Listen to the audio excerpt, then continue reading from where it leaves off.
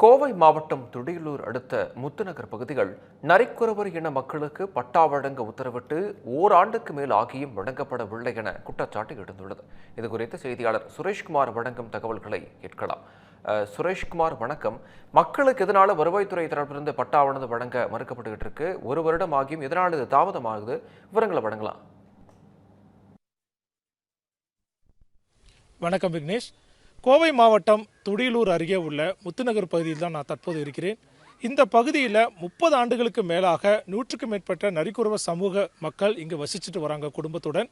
இந்த சூழ்நிலையில் இவர்களுக்கு எந்தவித அடிப்படை வசதி இல்லாமல் வாழ்ந்து வந்த நிலையில் இவர்களுக்கு மின்சார வசதி வேணும் என நீதிமன்றத்தை நாடி அதன் மூலம் உத்தரவு பெற்று அதன் பின்னர் மின்சார வசதி பெற்றாங்க. இந்த நிலையில் தொடர்ந்து இவர்களுக்கு குடிநீர் இணைப்பு இல்லாமல் பல்வேறு இன்னல்களுக்கு ஆளான நிலையில் பல்வேறு மனுக்கள் போராட்டங்கள் நடத்தி பொது குடிநீர் இணைப்பையும் தற்சமயம் பெற்றிருக்காங்க.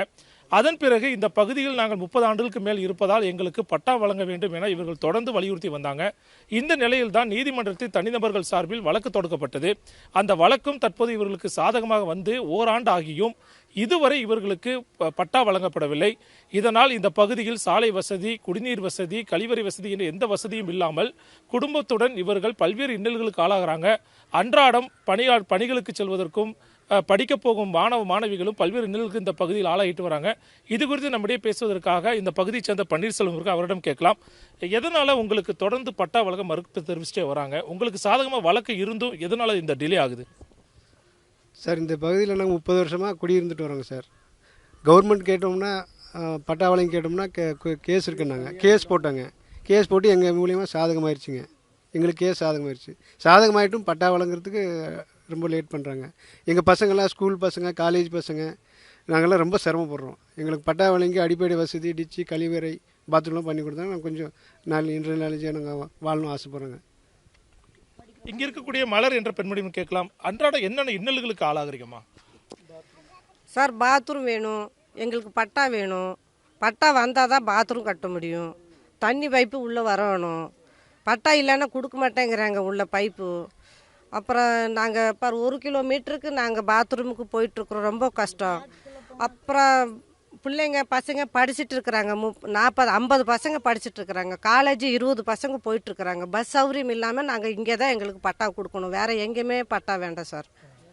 எத்தனை தடவை மனு கொடுத்துருப்பீங்கம்மா? என்ன பதில் சொல்கிறாங்க? மனு ஒரு 30 டைம் கொடுத்தாச்சு சார். கலெக்டர் என்ன டெல்லி வரைக்கும் நாங்கள் போயிட்டு, சுப்ரீம் கோர்ட்டு, டெல்லி எல்லாம் போயிட்டு வந்தாச்சு, சென்னை வரைக்கும் போயிட்டு வந்தாச்சு சார். கொடுக்குறோன்னு தான் சொல்கிறாங்க சார், என்னன்னு கவனிக்கிறது இல்லை சார்.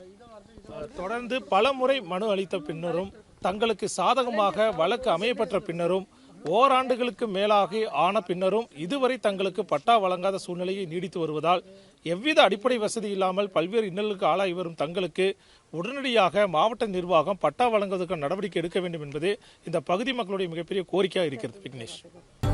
காக்க காக்க தர்மம் காக்க.